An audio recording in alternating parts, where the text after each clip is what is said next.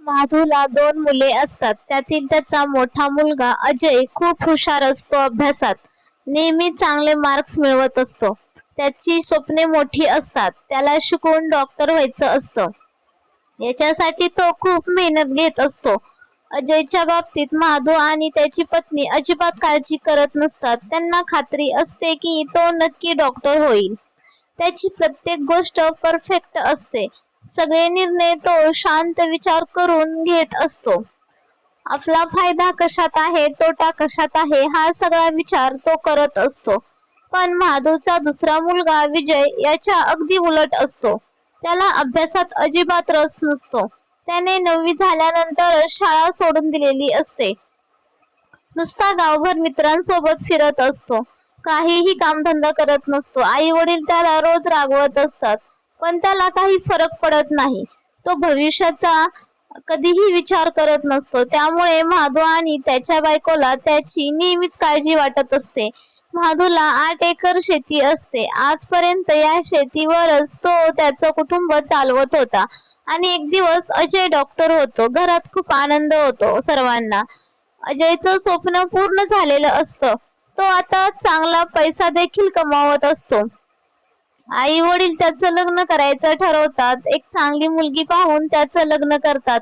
अजयचं सगळं व्यवस्थित सुरू असतं, पण विजयमध्ये काहीही बदल झालेला नसतो. एक दिवस त्याची आई अचानकपणे वारते. त्यानंतर त्याचे वडील खूप एकटे पडतात आणि आईच्या जाण्याने विजयला देखील खूप मोठा धक्का बसतो. त्याच्या बाबांना वाटतं आपण तरी कधी जाऊ, काही सांगता येत नाही. तोपर्यंत विजयचं लग्न आपल्या डोळ्यांनी पाहावं. लग्न झाल्यावर जबाबदारी येईल आणि तो सुधारेल असं त्याच्या बाबांना वाटतं. हा विचार करून ते त्याचं लग्न लावून देतात. आता लग्न झाल्यापासून खरंच त्याच्यामध्ये बदल झालेला असतो. त्याच्या बाबांना जाणवतो. तो रोज मिळेल ते काम करत असतो. त्याचे बाहेर उगाचच मित्रांसोबत फिरणे आता बंद झाले होते. तो आता चांगले पैसे कमवू लागला होता. अजयला मात्र नेहमी असं वाटत असतं की याला काय कळतं, फायदा तोटा. कमी शिकलेला आहे तो आणि विजयची बायको ही अडाणी असते. अजय डॉक्टर असल्यामुळे त्याची बायको ही जास्त शिकलेली असते. अजयला वाटतं याने कितीही कमावलं तरी कधीच माझ्या इतकं कमवू शकणार नाही. नेहमी त्याची खिल्ली उडवत असतो.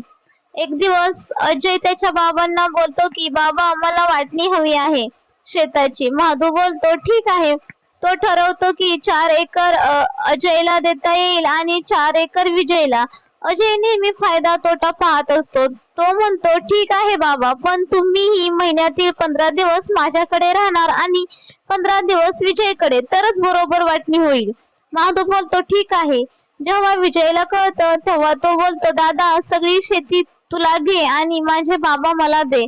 काय ग, बरोबर बोलतोय ना मी, असं तो बायकोकडे पाहून बोलतो. ती म्हणते हो, बरोबर बोलताय तुम्ही.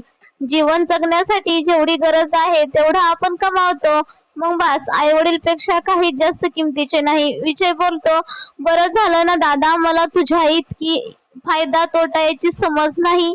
नाहीतर वडिलांच्या बाबतीतही तुझ्यासारखाच विचार केला असता. मला नको आहे काही, फक्त बाबा दे. हे ऐकून अजय खाली मान घालून उभा राहतो. माधव विचार करतो, मला वाटत होतं ज्याला कोणतीही समज नाही, आज तो संपत्ती सोडून मला निवडतोय. आणि जो हुशार म्हणून मिरवत होता त्याने आपल्या बाबतीतही फायदा आणि तोटा पाहिला. याच माधवला खूप वाईट वाटतं. आयुष्यभर ज्याला मी काही समज नाही असं समजलं आणि खरी समज तर त्यालाच होती.